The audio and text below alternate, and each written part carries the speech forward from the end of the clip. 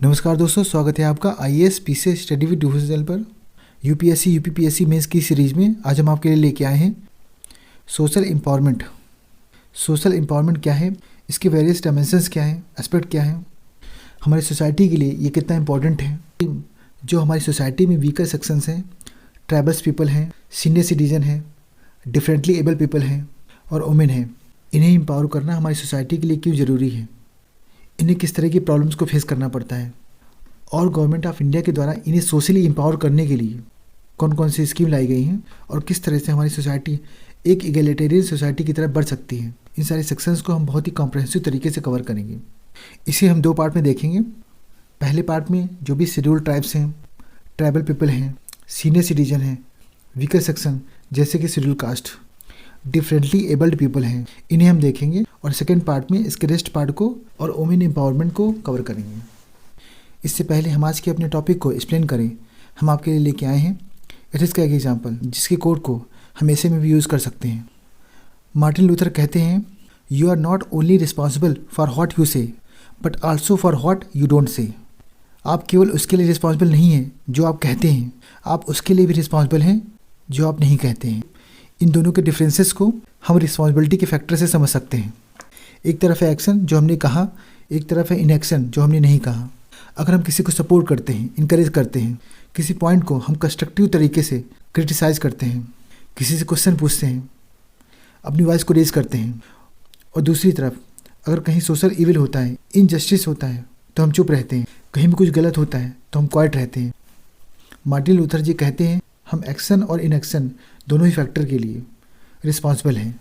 Napoleon कहते हैं, world बहुत ज़्यादा सफ़र नहीं करता बैड पीपल के वायलेंस की वजह से, पर ज़्यादा सफ़र करता है अगर अच्छे लोग चुप रहते हैं, because of the silence of good people. कहते हैं ना, महाभारत में जो कौरव और पांडव के बीच में युद्ध हुआ उसको अवॉइड कर सकते थे अगर भीष्म पितामह इंटरवेन करते, जब दोनों के बीच में डिस्कार्ड के बीच बोए जा रहे थे। अगर हमारी सोसाइटी में कुछ गलत होता है, उसके खिलाफ कोई आवाज़ उठाता है, क्वेश्चन करता है, तो हमारी बेटर सोसाइटी और ज़्यादा बेटर हो सकती है। अगर हम ये चाहते हैं कि हमारी सोसाइटी में रूल ऑफ लॉ हो, वाइब्रेंट डेमोक्रेसी हो और हमारी सोसाइटी इगैलिटेरियन सोसाइटी बने, तो हम सभी को रिस्पॉन्सिबल होना होगा उन दोनों फैक्टर के लिए, एक्शन जो हम कहते हैं, इनएक्शन जो हम नहीं कहते हैं। तभी हम सोसाइटी में एक दूसरे के दर्द को समझ पाएंगे। आपने कभी सोचा है ह्यूमन एनिमल से अलग क्यों है? Because we are social animal. और अगर हम एक दूसरे के दर्द को नहीं समझ पाएंगे, जो कि जानवर भी समझते हैं, तो सोशल तो छोड़िए, हम शायद एनिमल भी अपने आप को नहीं कह पाएंगे, क्योंकि एनिमल्स भी आपस में एक दूसरे के दर्द को समझते हैं। तो इस तरह से हम सोसाइटी में एक रिस्पॉन्सिबल पर्सन बन करके अपनी सोसाइटी को, अपने कंट्री को, अपने वर्ल्ड को एक सोशलेबल, लिवेबल और हैप्पीएस्ट प्लेस बना सकते हैं। अब हम आज के अपने टॉपिक की तरफ आगे बढ़ते हैं। Social empowerment. एम्पावरमेंट क्या है? जब किसी का कंट्रोल उसकी लाइफ पर एज ए इंडिविजुअल पूरी तरह होता है, दैट इज़ कॉल्ड एम्पावरमेंट। और सोशल एम्पावरमेंट, इसका मीन्स है हमारी कंट्री की, सोसाइटी के सारे सेक्शंस को इनकी लाइफ के ऊपर इक्वल कंट्रोल हो और उनको ऐसे अवसर मिले सो दैट वो अपनी लाइफ के इंपॉर्टेंट डिसीजन ले सकें। It is a collective empowerment of society. ये पूरी सोसाइटी का एक कलेक्टिव एम्पावरमेंट है। कोई भी नेशन एक अच्छी ग्रोथ की ट्रैजेक्टरी को फॉलो नहीं कर सकता जब तक कि वहाँ की सोसाइटी के सारे सेक्शंस इक्वली एम्पावर्ड ना हो। सोशल एम्पावरमेंट के वेरियस सेगमेंट हैं: social justice, choice and liberty, inclusive growth, holistic empowerment, sustainable development, equal right. ये सभी मिल करके एक इगैलिटेरियन सोसाइटी का निर्माण करते हैं।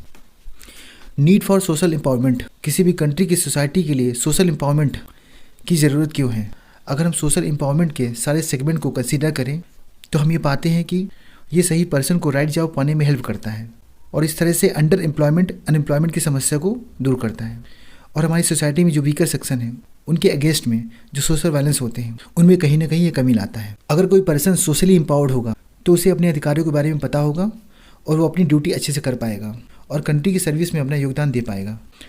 अगर लोग सोशली एम्पावर्ड होंगे तो वो कहीं ना कहीं करप्शन से भी बच पाएंगे, क्योंकि उनका नॉलेज उनको ब्राइब देने से रोकेगा। जब लोग एम्पावर्ड होंगे तो अपने नॉलेज को सही डायरेक्शन में यूज़ करेंगे, जो कि एक दूसरे रूप में नेशनल ग्रोथ को प्रमोट करेगा और पॉवर्टी को रिड्यूस करेगा। इस तरह से हम ये कह सकते हैं ये एक अप्रोच है टू रिड्यूस द पॉवर्टी, और इस तरह से सोसाइटी में एक ओवरऑल इंक्लूसिव डेवलपमेंट देखने को मिलेगा। और इस सोशल एम्पावरमेंट की वजह से जो भी लोग एम्प्लॉयमेंट को गेन करेंगे और उनकी जो भी अर्निंग होगी वो उनकी और उनकी फैमिली को तो हेल्प करेगी और साथ में सोसाइटी को भी डेवलप करेगी। हमारी सोसाइटी में सोशल एम्पावरमेंट को अचीव करने के लिए गवर्नमेंट के द्वारा बहुत सारी स्कीम चलाई गई हैं, जैसे कि सोसाइटी के मार्जिनलाइज्ड सेक्शन हैं लाइक SC ST OBC, उनके लिए है skill India mission, startup India, stand up India, मुद्रा योजना। जो ट्रिबल्स पीपल हैं उनके लिए है forest right act, minimum support price for minor forest produce, Eklavya योजना है, पर्टिकुलर वल्नरेबल ट्राइबल ग्रुप्स उनके डेवलपमेंट की स्कीम है, वंदन स्कीम है, और वुमेंस के लिए बेटी बचाओ बेटी पढ़ाओ, सुकन्या समृद्धि योजना, और उनके लिए लॉ एंड ऑर्डर इनिशिएटिव है सेंट्रल गवर्नमेंट के द्वारा और कई सारे स्टेट्स के द्वारा। सीनियर सिटीजन के लिए है integrated programme for senior citizen, Rashtriya Vayoshri योजना, अटल पेंशन योजना, PM वय वंदना योजना।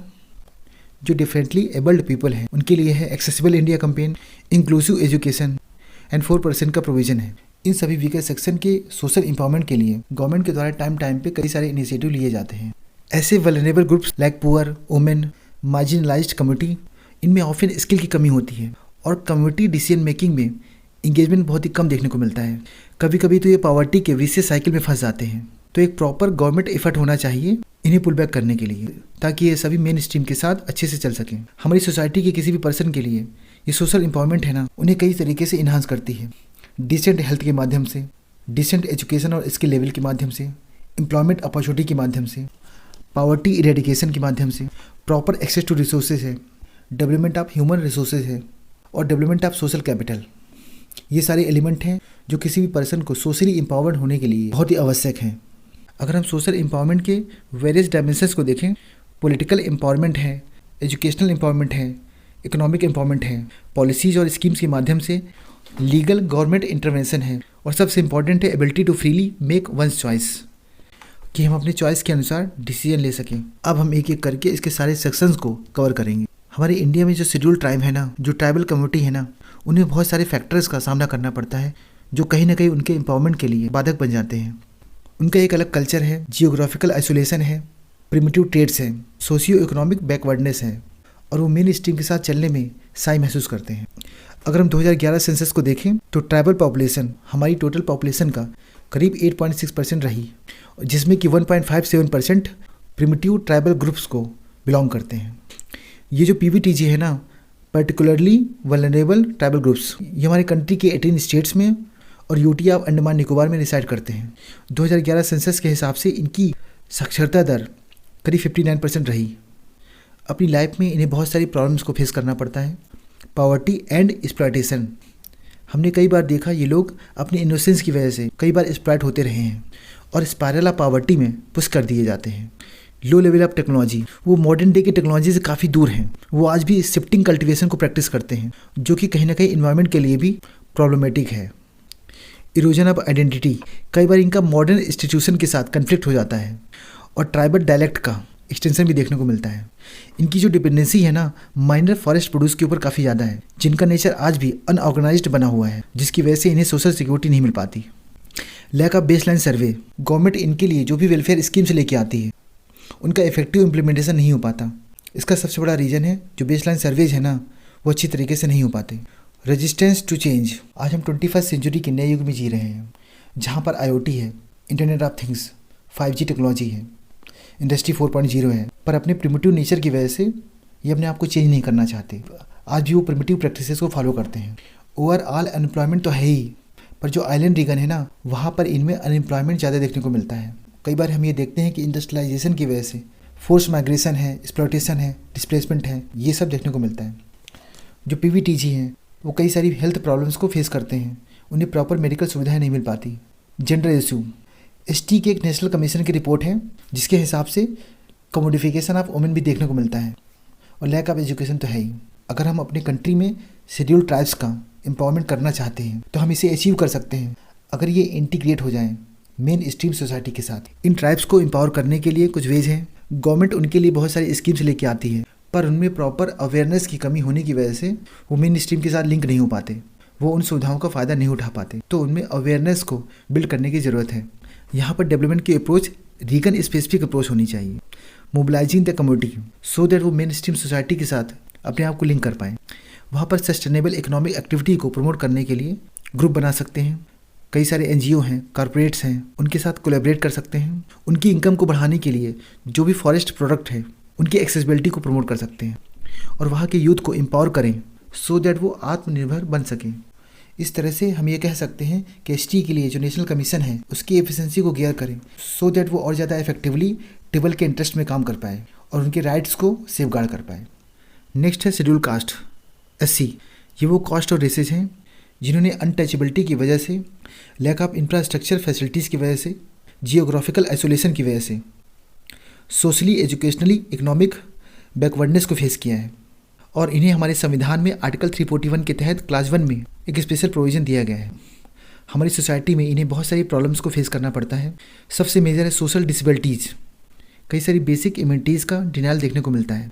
ड्रिंकिंग वाटर है, इंटरिंग द टेम्पल है, पब्लिक ट्रांसपोर्ट है, इस तरह के कई सारी जगह पर उनमें सोशल डिसेबिलिटी देखने को मिलती है। ह्यूमन राइट का वायलेशन भी होता है। कई बार उन्हें जबरन मैनुअल स्कैवेंजिंग के लिए फोर्स किया जाता है और बॉन्डेड लेबर के रूप में काम कराया जाता है। एजुकेशनल इंस्टीट्यूशन में भी डिस्क्रिमिनेशन देखने को मिलता है। जैसा कि हमने देखा, गांधी जी ने उन्हें हरिजन का नाम दिया, बट फिर भी हमारे समाज में इन्हें अनटचेबल, अछूत समझा जाता है और इन हरिजन को हरि के मंदिर में ही जगह नहीं मिलती। बड़े ही अफसोस की बात है। इनके डेवलपमेंट के लिए गवर्नमेंट के द्वारा बहुत सारे इनिशिएटिव लिए गए हैं। स्टैंड अप इंडिया स्कीम, ऐसे लोग जो SC ST वुमेन हैं उनमें एंटरप्रेन्योरशिप को प्रमोट करने के लिए इस स्कीम को लाया गया है, जिसके तहत उन्हें 10 लाख से 1 करोड़ तक का लोन दिया जाता है। कई सारी स्कॉलरशिप के माध्यम से उनमें एजुकेशनल एम्पावरमेंट को प्रमोट किया जाता है। National SC finance and development corporation, उनके लिए वेंचर कैपिटल फंड, इनके माध्यम से उनमें इकोनॉमिक एम्पावरमेंट को प्रमोट किया जाता है। Protection of civil right act 1955 के द्वारा, SC ST prevention of atrocity act 1989 के द्वारा उनमें सोशल एम्पावरमेंट को प्रमोट किया गया है। नेक्स्ट है माइनॉरिटीज़।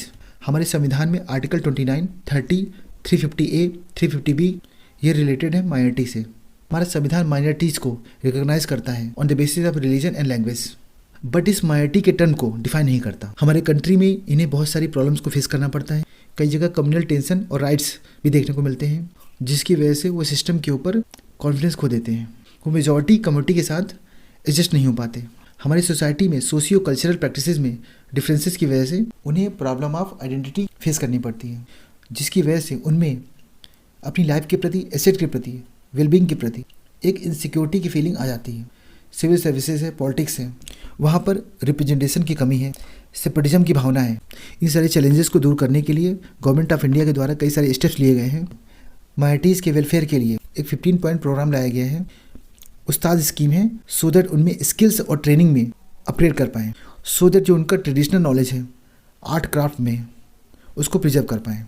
हमारी धरोहर, हमारे इंडिया में इनकी जो रिच और डाइवर्स हेरिटेज है उनको प्रिजर्व करने के लिए नई रोशनी ये फाइनेंशियल सपोर्ट देता है for conducting leadership training women empowerment के लिए। गवर्नमेंट स्टेट वक्फ बोर्ड को स्ट्रेंथन करती है। नेक्स्ट है सीनियर सिटीजन। सेंसस 2011 के हिसाब से हमारी कंट्री में करीब 8 मिलियन सीनियर सिटीजन्स थे जिनकी एज 60 के ऊपर थी। जैसा कि हम देखते हैं उनकी पॉपुलेशन लगातार बढ़ती जा रही है, पर गवर्नमेंट फिर भी अनप्रिपेयर्ड है उनके कंसिक्वेंसेस को मिटिगेट करने के लिए, जिसकी वजह से उनके हेल्थ स्टेटस में, सोशियो इकोनॉमिक स्टेटस में कई सारे इम्प्लीकेशन देखने को मिलते हैं। हमारे कंट्री में सीनियर सिटीजन के द्वारा कई सारे चैलेंजेस फेस करने पड़ते हैं। डिजिटल इलिटरेसी, जो हमारी फैमिली में ओल्डर फैमिली मेम्बर्स हैं वो कम्युनिकेशन के मॉडर्न डिजिटल लैंग्वेज को समझ नहीं पाते। फैमिली में जो बड़े हैं और छोटे हैं उनके बीच में कम्युनिकेशन की कमी है, जिसकी वजह से जो भी डिजिटल स्कीम्स आती हैं उनको प्रॉपर बेनिफिट ये नहीं ले पाते और प्रॉपर नॉलेज ना होने की वजह से उन्हें एक्सेस नहीं कर पाते। Ruralisation of elderly. 2011 सेंसस के हिसाब से हमारे कंट्री में जो एल्डरली पीपल हैं उनका 71% हमारे ग्रामीण क्षेत्रों में रिसाइड करते हैं। उनमें कुछ प्रॉब्लम्स देखने को मिलती हैं। इनकम की इनसिक्योरिटी है, उन्हें क्वालिटी हेल्थ केयर के प्रति प्रॉपर एक्सेसिबिलिटी नहीं है और वो कहीं ना कहीं अपने आप को अर्बन एल्डरली से आइसोलेट फील करते हैं। एक मेजर इशू है माइग्रेशन। जॉब की तलाश में, नए अवसर की तलाश में ये यंगर पीपल ग्रामीण क्षेत्रों को छोड़कर शहरों में चले जाते हैं। ऐसी अवस्था में हमारे ये बुजुर्ग लोग या तो अकेले या अपने स्पाउस के साथ अकेले रह जाते हैं और एक तरह से फेस करते हैं सोशल आइसोलेशन को, पॉवर्टी को और डिस्ट्रेस को, जो उन्हें अंदर ही अंदर खोखला बना देती है। इन चैलेंजेस को ओवरकम करने के लिए गवर्नमेंट ऑफ इंडिया के द्वारा कई सारे स्टेप्स लिए गए हैं। जो पुअर हैं, डेस्टिट्यूट पीपल हैं, उनको सोशली असिस्ट करने के लिए गवर्नमेंट ऑफ इंडिया के द्वारा नेशनल सोशल असिस्टेंट प्रोग्राम लाया गया है, एक सोशल पेंशन के रूप में। उनके लिए कई सारी स्कीम्स हैं, पीएम सुरक्षा बीमा योजना, अटल पेंशन योजना, health insurance for senior citizen, वरिष्ठ पेंशन बीमा योजना 2017 और सीनियर सिटीजन वेलफेयर फंड। इन सभी स्कीम्स के माध्यम से गवर्नमेंट कहीं ना कहीं उनके डिस्ट्रेस को कम करने का प्रयास करती है। कुछ वे फॉरवर्ड हैं। हमारे कंट्री में जो ओल्ड एज होम्स हैं और जीरियाट्रिक हेल्थ केयर सेंटर्स हैं, उन्हें और ज़्यादा एक्सपेंड करने की ज़रूरत है। इनको एक्सपेंड तो करना ही है, पर इनके साथ में इनके लिए प्रॉपर नॉर्म्स और गाइडलाइंस होनी चाहिए जो कि ये फॉलो करें। हमारे सीनियर सिटीजन्स की सोशल सिक्योरिटी के लिए एक कम्प्रहेंसिव लॉ की ज़रूरत है, और जो भी इनके दायरे में स्टेक होल्डर्स हैं, डिपार्टमेंट हैं, उन सभी को सम्मिलित करते हुए एक इंटीग्रेटेड एक्शन प्लान होना चाहिए। नेक्स्ट है पर्सन्स विद डिसेबिलिटीज़। अगर हम 2011 सेंसस को देखें तो हमारे कंट्री की टोटल पॉपुलेशन का ये लोग करीब 2.21% हैं। WHO के हिसाब से पूरे वर्ल्ड की पॉपुलेशन का 15% वो किसी न किसी फॉर्म की डिसेबिलिटी को फेस करते हैं। आर्टिकल 41 में बताया गया है कि स्टेट उनके लिए राइट टू वर्क के लिए, राइट टू एजुकेशन के लिए, पब्लिक असिस्टेंस के लिए एक इफेक्टिव प्रोविजन लेके आएगा with in the constraints of its economic capacity and level of development. इस तरह से हमारा संविधान भी ऐसे लोगों के वेलफेयर के लिए स्टेट को ऑब्लिगेशन देता है। जो भी हमारे डिसेबल्ड सेक्शंस हैं, उनको हमारी सोसाइटी में बहुत तरह की प्रॉब्लम्स को फेस करना पड़ता है। सबसे मेजर है आइसोलेशन। कई बार हम ये देखते हैं उन्हें सोसाइटी में ये महसूस कराया जाता है कि वो नॉर्मल नहीं है। इस तरह के मिसपरसेप्शन को ये फेस करते हैं, और कई बार तो इन्हें इग्नोर कर दिया जाता है। कई सारे एरियाज हैं जहाँ हम इनके लिए डिस्क्रिमिनेशन को महसूस करते हैं। कभी कभी हम ये देखते हैं कि जो एम्प्लॉयर हैं वो इन डिसेबल्ड पीपल को या तो हायर नहीं करते, और करते भी हैं तो बाद में इनके प्रमोशन के लिए रिलेक्टेंट हो जाते हैं। कभी कभी तो ऐसा देखा गया है कि मकान मालिक उन्हें किराए में लैंड देने से कतराते हैं। इवन कोर्ट भी कभी न कभी उनके बेसिक राइट्स को भी डिप्राइव कर देती है। जैसे कि हम देखते हैं custody of their children. Infrastructure हम ये अक्सर देखते हैं जो पब्लिक और प्राइवेट बिल्डिंग हैं उनमें इनके लिए प्रॉपर प्रोविज़न नहीं होता। व्हीकल का डिज़ाइन भी इनके हिसाब से नहीं किया जाता। कई पब्लिक बिल्डिंग में डिसेबल फ्रेंडली टॉयलेट्स नहीं होते, इनके हिसाब से स्टेयर्स नहीं होते, बेसिक इंफ्रास्ट्रक्चर नहीं होता। जो department of empowerment of persons with disability हैं उनके द्वारा प्रॉपर मॉनिटरिंग नहीं होती, जो कि एक मेजर चैलेंज है, क्योंकि बहुत सारी स्कीम्स ऐसी होती हैं जिन्हें एनजीओ के द्वारा इम्प्लीमेंट किया जाता है। इन चैलेंजेस को ओवरकम करने के लिए गवर्नमेंट ऑफ इंडिया के द्वारा कई सारे स्टेप्स लिए गए हैं। 2016 में एक एक्ट आया था, right of persons with disabilities act, ऐसे लोगों को हर एक क्षेत्र में फैसिलिटेट करने के लिए। और गृह मंत्रालय के द्वारा disability inclusive disaster risk reduction के ऊपर गाइडलाइंस जारी की गई हैं, ताकि जो डिजास्टर का इम्पैक्ट है इनके ऊपर वो कम से कम हो और उनके रिस्क को मिटिगेट कर पाए, कम कर पाए। 2016 के एक्ट को सप्लीमेंट करने के लिए right of persons with disability rules 2017 जारी किए गए, जो कि लाइन है principles of UN convention on the rights of persons with disabilities. ऐसे लोगों को रिहेबिलिटेट करने के लिए एक स्कीम है, Deendayal disabled rehabilitation scheme, district disability rehabilitation centre.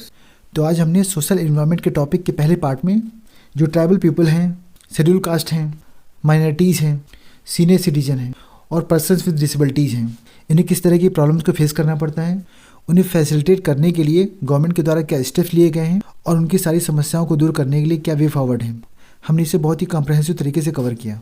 इसके नेक्स्ट पार्ट में इसके बैलेंस पार्ट को और वुमेन एम्पावरमेंट को देखेंगे। इस वीडियो को PDF आप नीचे दिए गए टेलीग्राम चैनल से प्राप्त कर सकते हैं। अगर हमारा ये इनिशिएटिव आपको अच्छा लगे तो लाइक करें, सब्सक्राइब करें और ज़्यादा से ज़्यादा लोगों को इसे शेयर करें, सो दैट मैक्सिमम लोगों को इसका बेनिफिट मिल सके। तो मिलते हैं नेक्स्ट वीडियो में अपने नोट्स के साथ में। जय हिंद, जय भारत। Thank you.